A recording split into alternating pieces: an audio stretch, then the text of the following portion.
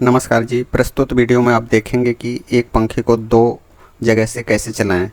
तो इसके लिए देखिए एक कंप्लीट ड्राइंग दी गई हुई है जिसमें दो जगह के लिए S1 और S2 स्विच लगे हुए हैं। एक ही फेस वायर जो है S1 और S2 स्विच से जुड़ी हुई है और न्यूट्रल डायरेक्ट पंखे को जा रही है। अब ध्यान से देख लीजिए इस ड्राइंग को। अब यहाँ आगे आप देखेंगे कि इसका कनेक्शन कैसे पूरा होता है।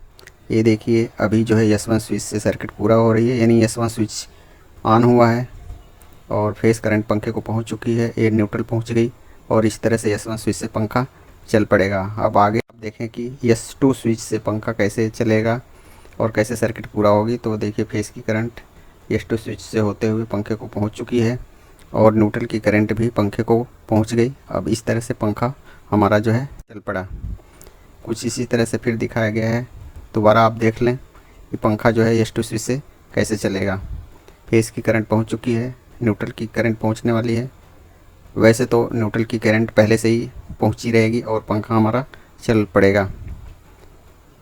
यहाँ ध्यान देने योग्य बात है कि S1 और S2 जो दोनों स्विच हैं, अगर किसी समय दोनों स्विच ऑन भी रहेंगे तो कोई फ़र्क नहीं पड़ेगा और पंखा हमारा चलता ही रहेगा।